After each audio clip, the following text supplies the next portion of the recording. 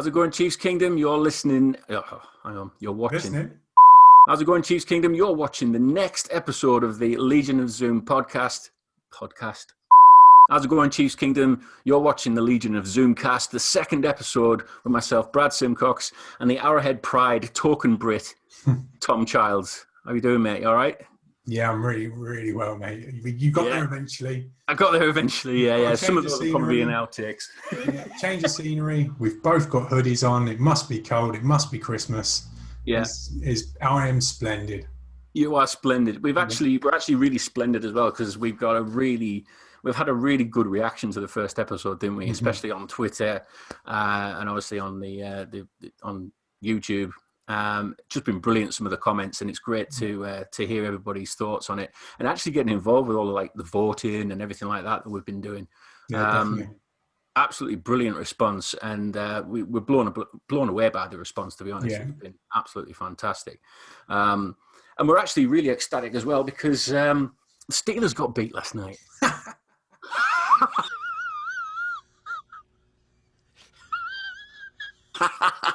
It's all but ours, mate. It's all but ours. It is. The one seed. The 2013 Chiefs got beaten last night because that's exactly who the Steelers are. I called it a month ago, and you know I called this a month ago.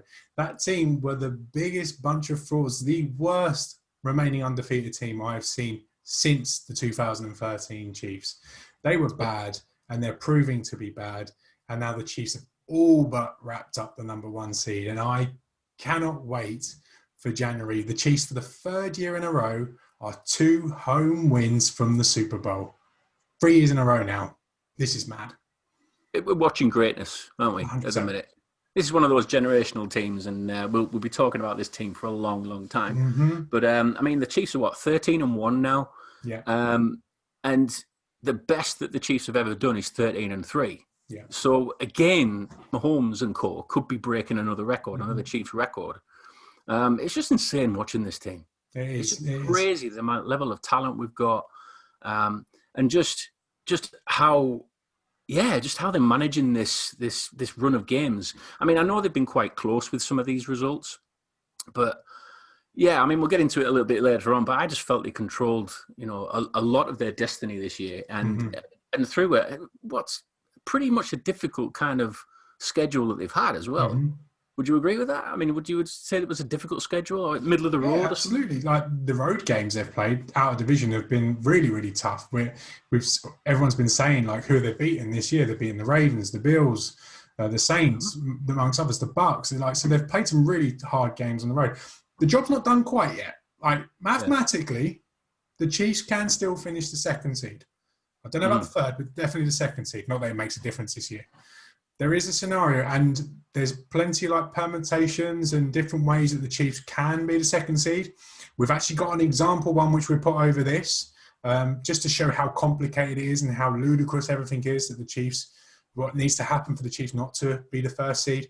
But 99.9% sure that the Chiefs, the road to the Super Bowl goes through Arrowhead this year. So, yeah. No, it's going to be fantastic. It's really going to be good. We're here, obviously, we're going to be talking about the previous game against the Saints, which was, it was a bit of a mouthwatering matchup, obviously Mahomes versus Breeze. A bit of an injured Breeze, let's say. He came back from those cracked ribs. Was it 11 cracked ribs and a punctured lung he had? To come back that soon after that, credit to him. And apparently he had to wear some kind of armoured kind of vest or something to keep him right, what, sorry? Medieval style Drew Brees. Yeah, pretty much with his chainmail on and everything like that. Nice. Fair play to him. I've always said before, I really like Drew Brees. I love Drew Brees. I think he's a quality guy. And his kids are amazing as well. Because they've all asked Santa for a Chiefs jersey. Whoa. Did you just call him Santa? Santa? Oh, you mean Father Christmas? It's Father Christmas. Santa? Nah, it's Father Christmas. You're English, Brad. Yeah, I know. I'm trying to Americanize this program a bit. Come on, Tom. Yeah, okay. But yeah, Drew Brees, his kids apparently, when they've asked them what they wanted for Christmas, Drew Brees' kids said they want a signed Mahomes jersey. Was it a Clyde Edwards-Helaire jersey? And it was the other one. I can't remember who it was. Was it Kelsey or somebody? Somebody like that. Anyway, it's crazy to think when you've got a Hall of Famer, or potential Hall of Famer going in, and his kids are literally going, "Nah, I don't want any of that, Dad. I want to be a Chief." You know, it's crazy. I mean, we're at that point now, aren't we, with this team and this franchise, that the Chiefs are it. They are the team. Well, look at Antoine Griezmann.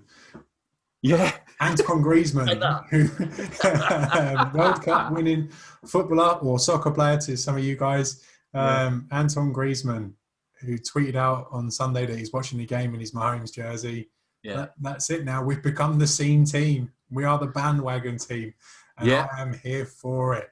Jump on this bandwagon. There's pointless being on it. You don't want to be like Skip Bayless. You don't want to be like, he hates himself right now because he's already made his bed that he's going to play into this narrative that Mahomes is terrible and just a system quarterback. He's got to live with that now. Be like Shannon Sharp. Be like us. Be like Antoine Griezmann. Jump aboard. Come on. Yeah, Shannon Sharp. He's an honorary chief now, I think, with my homeboy. But yeah, let's get into this other game, this previous game that we've had, obviously against the Saints. We'll do what our usual segment is going to be moving forward, and it's the good, the bad, and the ugly.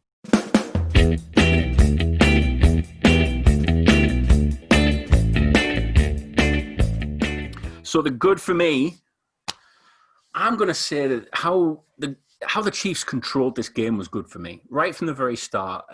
It's the first quarter seemed as though we were in okay mode. We seemed as though we knew what we were dealing with the Saints team. I mean, the Saints pass rush was devastating. Let's put it that way. And the coverage. I mean, the coverage was immense. I mean, the coverage like that is difficult to overcome. But I just think the way that the offense handled it, I think that was a good thing for me. I mean, we needed that test right before the playoffs, I think, just to show that we could actually, get through that kind of defensive scheme. What was your good, mate? What do you think was good? Before I go into my good, I'm not too sure the Chiefs were in control. Like, were you not? After the first quarter, you'd absolutely say they were. They were 14-0 up. Drew Brees couldn't move the ball for love nor money. You could have stuck me and you quarterback for the Saints, and we might have done a better job. They certainly wouldn't have been better off with going with Taysom Hill for the first part of the game. That is for sure. But before you know it, the Chiefs were losing this game when they had absolutely no reason to be losing it whatsoever. And then obviously the Chiefs done what they do. They went ahead. But then again, they let the Saints back into the game again. To have it under control, yes, for 75% of the game, for sure. But that 25% where they didn't made this a close game. I'm not complaining this week about it because the Saints are a hell of a team. One hell of a team. And you're right, they're going to be battle-hardened for a bit playing against the Saints, that is for sure. But to say the Chiefs were in control for the whole game, not. You're not having that. You don't go down when you're supposed to be winning if you're in control, and that's what happened. Yeah. My God, what a play. My God, literally, he is my God.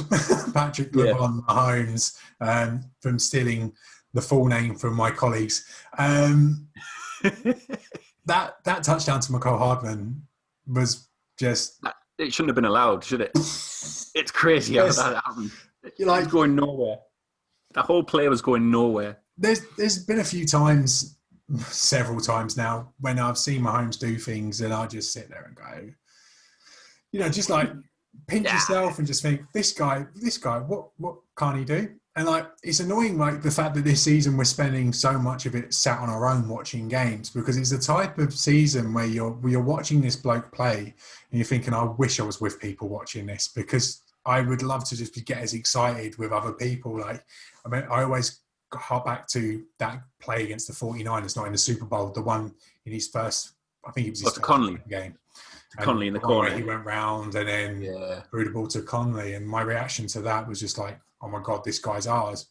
Yeah. And he still was doing plays like that. He had no right to complete that ball. No right whatsoever. Fair play to McCole Hardman not giving up on the play. But that was all Patrick Mahomes. Like, the only throw that I've seen, or two throws that I've seen in recent years that are as good, if not better than that. Russell Wilson had one last year when he rolled out and similarly was rolling out to his left and threw across his body into the corner of the end zone. Aaron Rodgers obviously had one against us last year on Sunday Night Football to Aaron Jones in the back of the end zone. And then Aaron Rodgers had another one against the Cowboys in the playoffs, that famous play where he hit I think it was Jared Cook down the sideline. Yeah. Those three plays are probably the only ones that are as good as that throw that Patrick Mahomes made on Sunday. It was ridiculous. And I've watched it about 17,000 times already.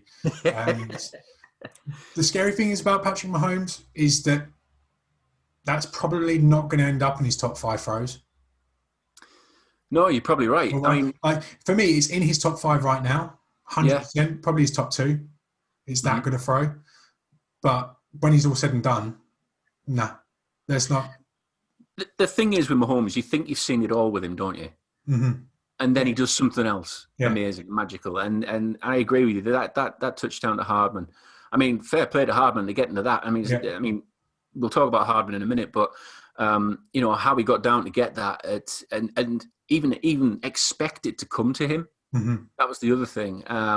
But Mahomes, I mean, he had to literally run to the sideline, turn his whole body, and throw on his wrong side, basically, didn't he? And to get it, I must admit, I thought he threw it out. I thought he threw the ball out of play. So did you, yeah.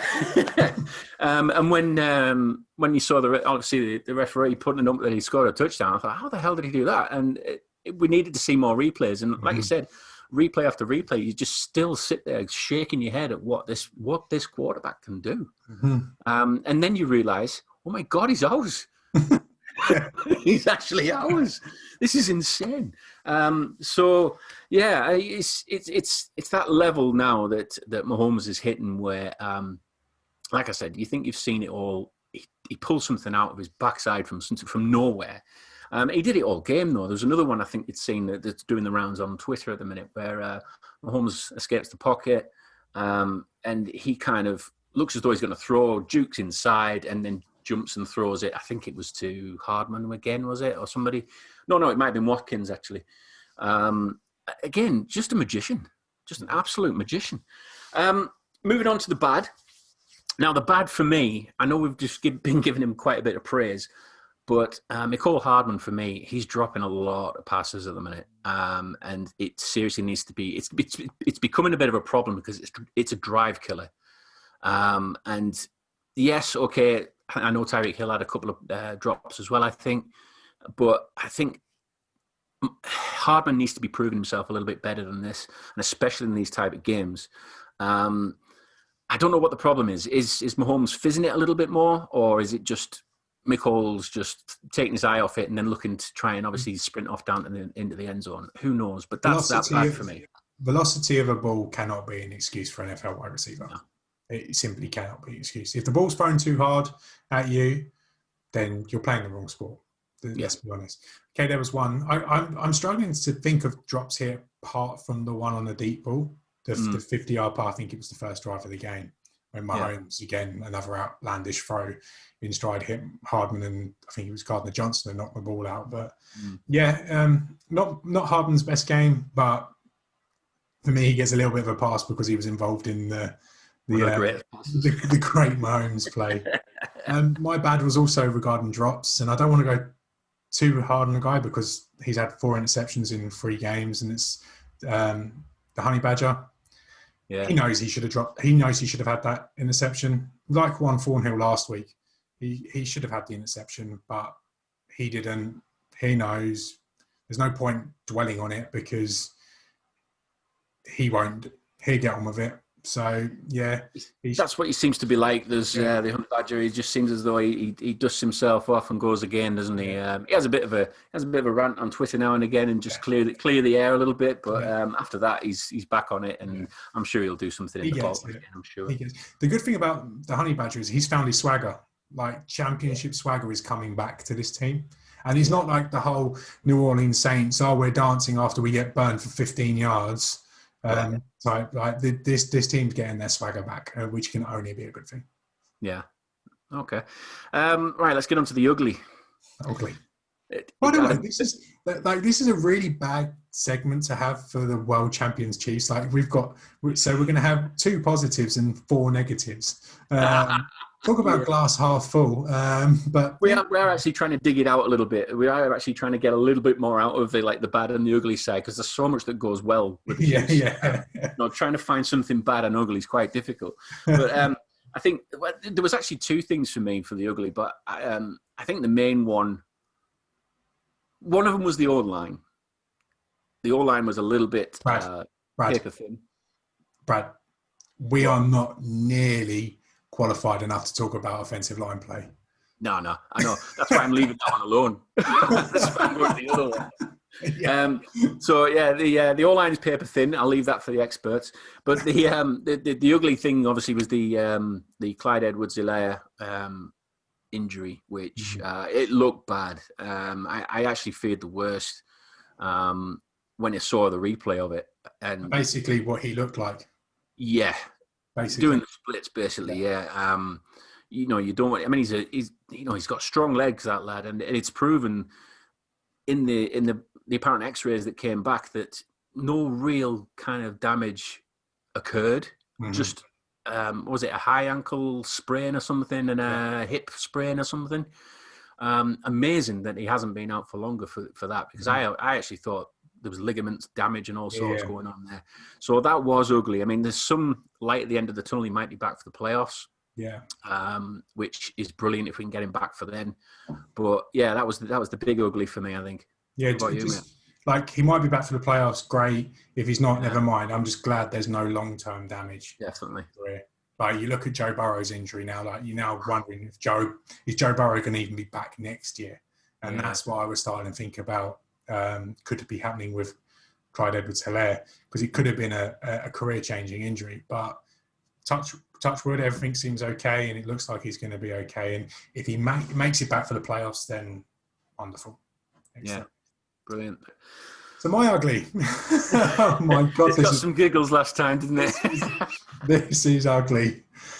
DeMarcus Robinson, what are you playing at?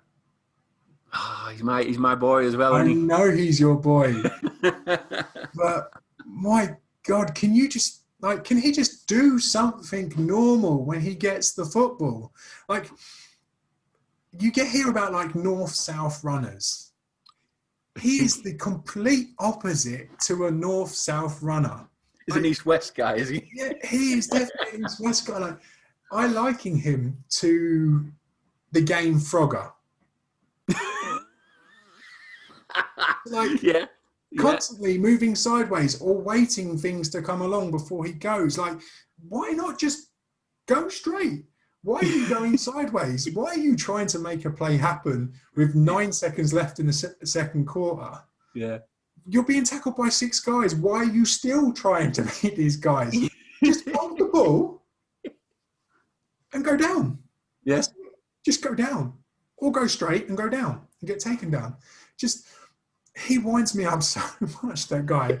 And I feel like this is harsh because he is a member of the Legion of Zoom, of course. Yeah. But I feel like if it wasn't for the outer script plays that he's had in the past with Patrick Mahomes, he wouldn't be in Kansas City.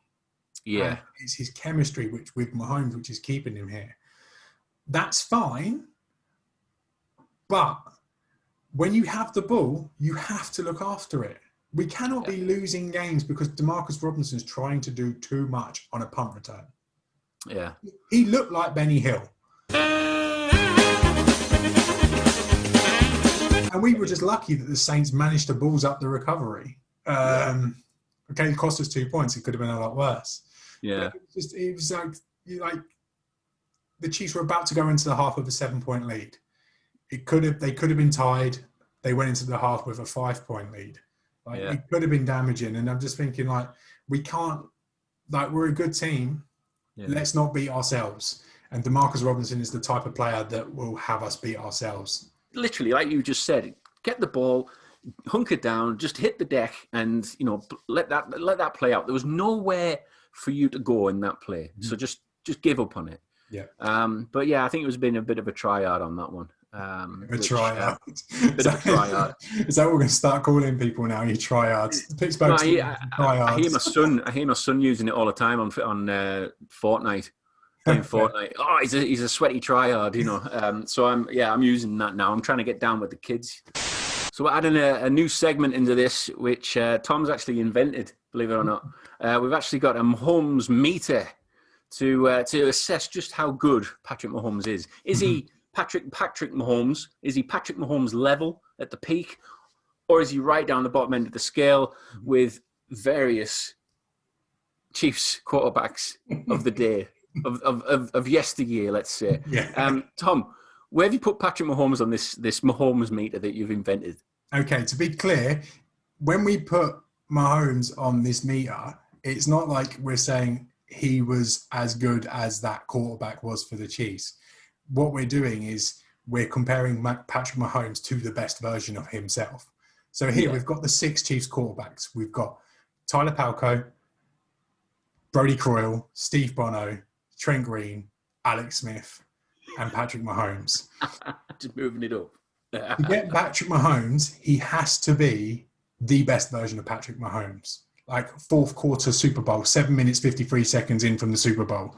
That type of Patrick Mahomes. That's quite a feat though, mate. Yeah. The worst version of Patrick Mahomes we've not seen yet, I don't think. And if he ever has, for example, if in Miami he continued throwing picks and we lost that game and he threw for 150 yards, he would have been Tyler Palko. So on this last week, we think he was a very good version of Patrick Mahomes. Some of the things he done were the best version of Patrick Mahomes, but there were mistakes in there. 100% there were mistakes on his part.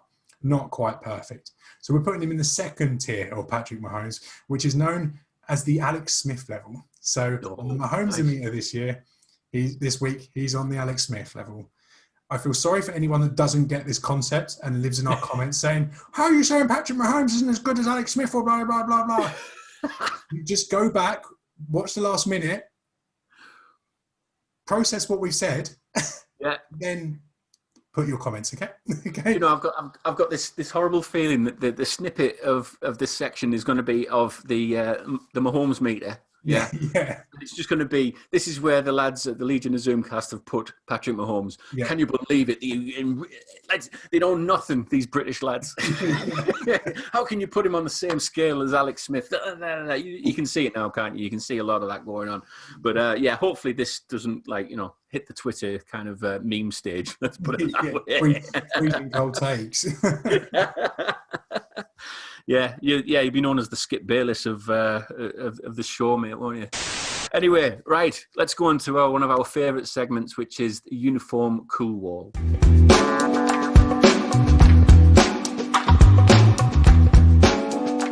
Right, so after a bit of a voting process, we had the Twitter followers. We had the Twitter followers vote on who they wanted next for us to put onto the Uniform Cool Wall. And we've actually had a choice of 4 teams, which are all cat related.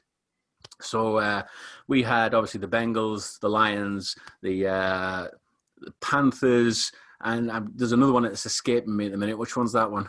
I don't know. I can't remember which one it is now. But anyway, the Panthers won out on that one. So we're going to be doing the Panthers next on the Uniform Cool Wall. So let's start with let's get the bad stuff out of the way first. Let's start with the Panthers black and silver trim uniform, black and silver pants. What do you think of that uniform, mate? It's so bad. It's so bad. It just doesn't go. It doesn't go. You're right. Like you've got the black jersey with the blue trim on the jersey, then you've got the black socks, and then out of nowhere you've got silver pants. There's too much going on. Yeah, too much. Yeah. Too much. Straight into dog doo-doo. Sorry, Carolina. Next. Sorry, you're the first. You are the first entry, I suppose. Do you really want to be an entry into dog doo-doo of the dog doo-doo land? Yeah. Yeah. The other ones that we're going to be doing the white on white, which we're actually going to get back to something else regarding white on white in a minute. But the white on white for the Panthers, where we're putting that, mate? Have you got a suggestion? I think like in between cool and uncool. In between, right on the line. Yeah, maybe just on the cusp. Like it's nice. Yeah. It's nice. You can't really go wrong with white and white. Conversation we had last week. They haven't got the white. They haven't got the white socks. They've got the blue socks. It all goes. It all goes. I quite like the blue on it, actually. Yeah. It's a nice. It's like teal, isn't it? Yeah. It's not uncool. Let's put it that way. It's not uncool. Should we put it in cool? Yeah, I think. I don't know, because I think the next one we're going to mention for the Panthers is going to be in cool. So I think you're right. I think we should put it on the in between cool and uncool. We like it. It's not blowing us away, but we like it. But I think for me, the one that is cool is the blue on blue for the Panthers. Again, because I like the blue. The blue that they've got on that just seems to just run right their way through, and it's a good kind of colour rush kind of option as well. Yeah, I always remember the Panthers in that year that they were really good in 2015 when Cam Newton was the MVP. I remember doing all of that. I think it was Thanksgiving that they played the Cowboys, which was one of the best uniform matchups I've ever seen. Was the Cowboys colour rush white one, which is incredible, and the Panthers all blue colour rush, and it was a treat for your eyes, and it's one of the better uniforms. I kind of like that team in general, the 2015 Panthers. I'm a Cam fan. I'm not. I've been a Cam fan for a while, actually. I'm a big Cam fan. That year, especially when they were giving the ball to all the kids and whatnot as a celebration, the best thing any NFL team's continuously done during a season. I loved it. So I like that uniform, and I think that definitely deserves a spot in cool for sure. Definitely in cool. I agree with you on that as well. The other thing we need to clear up before we actually move away from this segment is we had a bit of a vote, didn't we? And we both agreed to this. We know we put obviously the Chiefs in the red and white into the cool section, but we actually said we were at loggerheads really between your white and white version and my red on red version. And we put it to the vote of the Twitter followers, and I am pleased to say red on red is going into Sub-Zero. Thank you very much. 52% of the vote is red on red. So I'm not gonna gloat about it or anything, mate, because I do like the white on white, I must admit. But I just think the red on red for me, I just prefer it. It just screams danger, warning, look out for us, we're brilliant, and I think it just seriously needs to go into the Sub-Zero. So thanks very much. I just want to end it all now. Not my life. Not my life. Not live, please. Just the show. I'm done. I'm done with it. 2 episodes in. Yeah. You guys don't deserve me. That's it. I'm done. Before you never know, we might vote. Slide into my DMs. We're going to make our own show. Let's go. Well, you never know, mate. I mean, if we get anybody on who's a guest or anything like that, they might be able to move it up and down. So you never know. They might swap it around. Who knows? Maybe. But anyway, that's the segment for the uniform cool wall. We'll do some other teams for the next version for the next week. We'll probably put the vote out on the Twitter page again for that. So anyway, moving on. Let me just get my notes.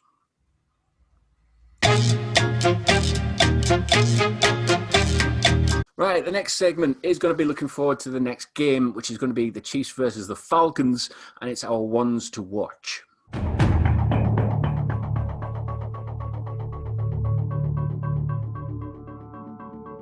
So, Tom, ones to watch this week. Who have you got for the Chiefs for ones to watch?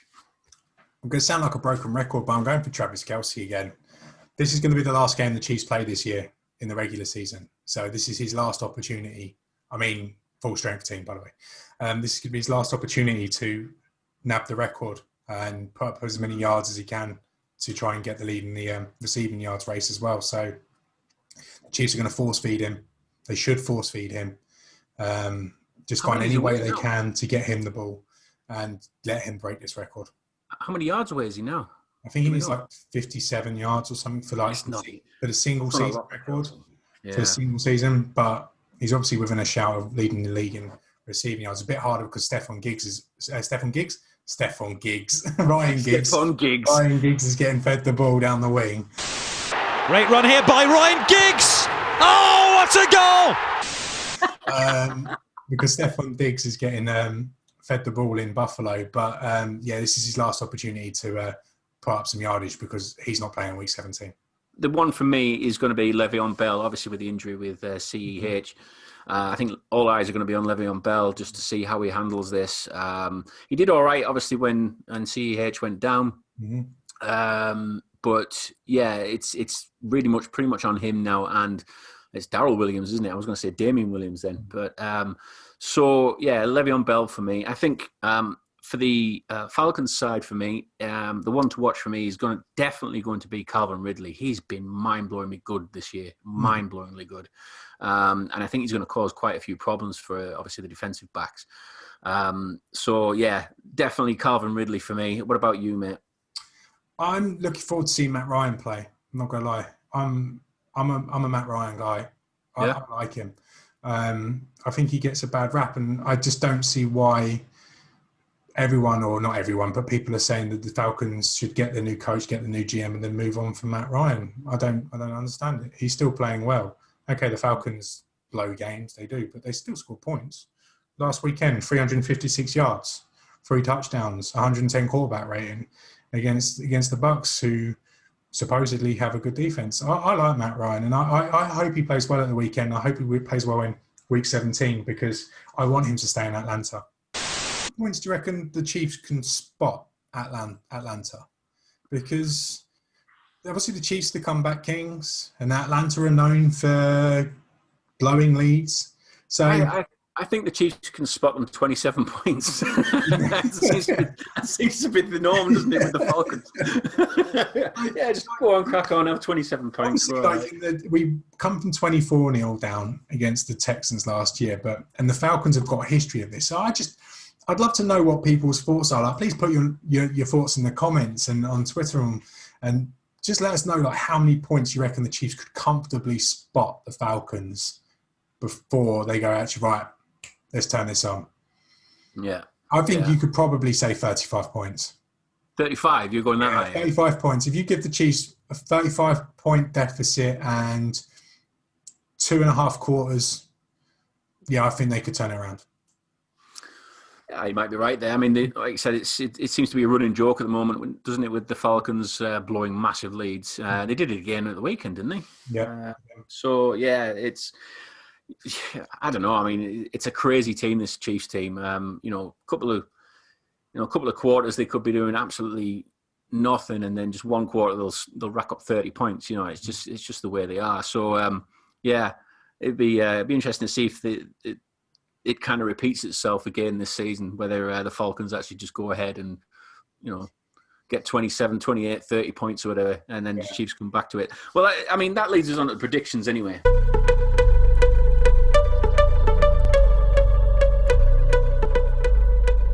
What do you think the score is going to be for the Chiefs versus Falcons?